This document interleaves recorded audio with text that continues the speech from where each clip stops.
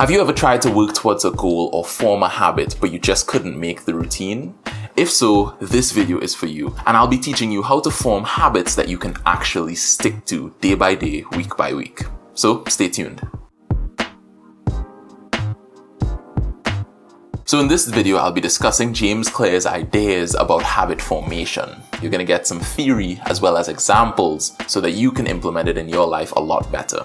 As you might have seen, I have a knee injury that I got a little while back. The best way to solve this injury is through doing a stretch routine every single day. I'll be using this habit that I'm trying to establish in my life to show you what I'm talking about throughout this video. If you like self-development content like this, remember to like and subscribe to the channel to get more and to help the channel grow. The core logic goes that you can't make a habit if it isn't at the forefront of your mind and at the forefront of your environment. Basically, you need constant reminders that you want to do that thing.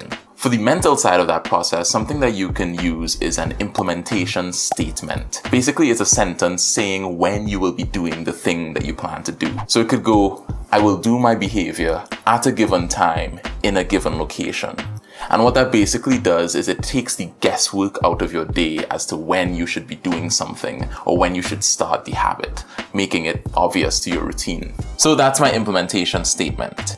Right after I get home, I'm going to do my stretch routine. This works because almost every day I leave the house and obviously I need to come back to it. So I can link that habit that I always do of coming back home to the habit of doing my stretch routine. You also want to figure out the environmental side, the space around you. And a big way you can do this is through physical cues. One way that you can do it is through sticky notes and just writing your goal and your habit onto it. And another way is like having the actual elements of that habit around your area. Have them up in sight where you can see them so that it is at the forefront of your mind every time your eyes cross them. That really helps to keep it in your mind and keep reminding yourself that, oh, this is a habit that I want to do and that I will do. So I used to keep my yoga mat tucked behind the guitar, which seemed like a pretty tidy spot, but it is a bit out of the way. So now I just bring it a little bit over here, and now it's nice and in the open for when I walk right into the door. So the more attractive the feeling of doing something is, the more likely we are to do it, regardless of the ramifications. That is why we spend hours scrolling Instagram or eat fast food that we know is unhealthy for us. We just crave that attractive feeling of the likes or the new content or just something tasty to eat. The thing about habits is that the attractive portion of it is the goal that we're trying to reach, and it takes many days of doing the habit in order to reach that goal. In order to make forming a habit more attractive, what we're going to do is link activities that we want to do with the habit that we're trying to form. What we end up doing is rewarding ourselves after the habit. But you want to be careful with this because you want to make sure the reward is in line with the general direction you want to go in. If you have a fitness goal or a fitness habit that you're trying to form and you reward yourself with a tub of ice cream, you're basically at a net zero in terms of progress. So right after I do my stretch routine, I'm going to reward myself with about 15 minutes of playing Pokemon, a game that I really like.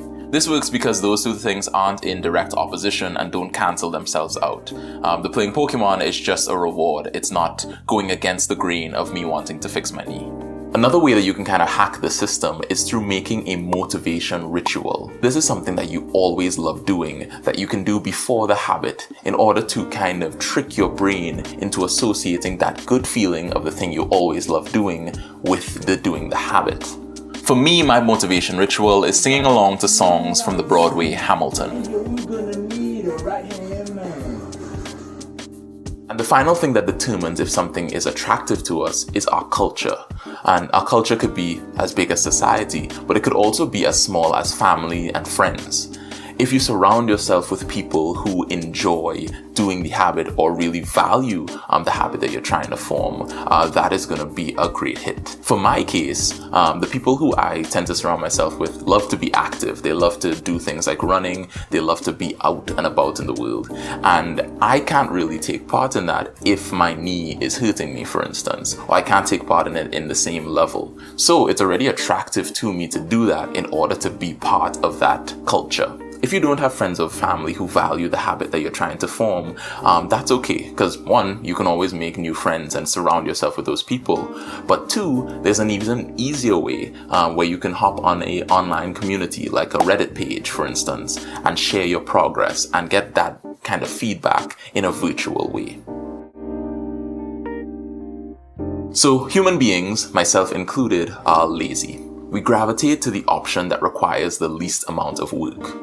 So you can use that general aspect of human nature to help you form your habits. Basically, you want to make doing your habit as easy as possible. You want to remove friction from the process. Any tiny thing that you can do to make the habit a little more easy is going to make it a little more likely that you're going to do it.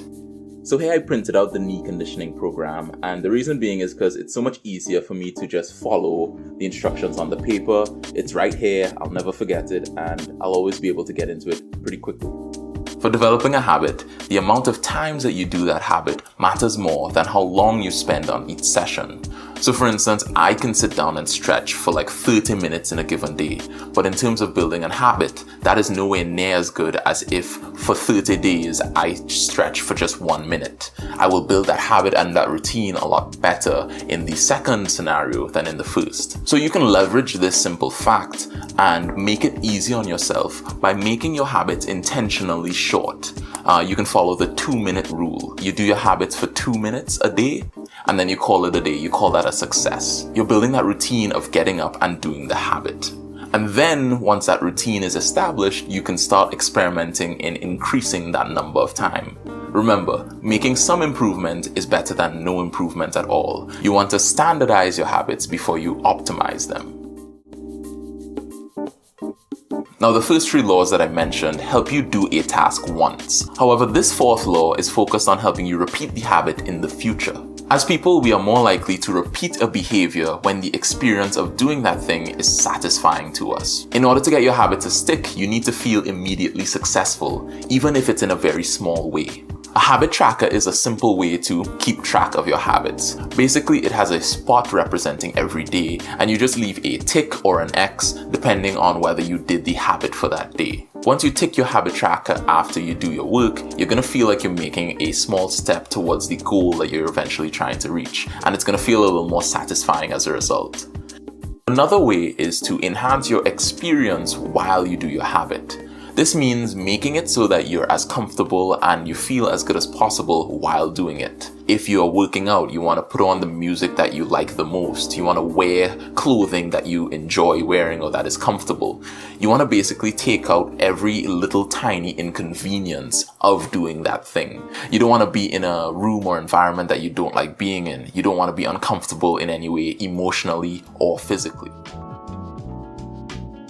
So that wraps up the 4 laws of habit forming according to James Clear. Just to recap, law number 1 is make the habits obvious, law number 2 is make it attractive, law number 3 is make it easy, and law number 4 is to make it satisfying. My goal is that you can take some of, if not all of what I said in order to help develop positive habits in your own life.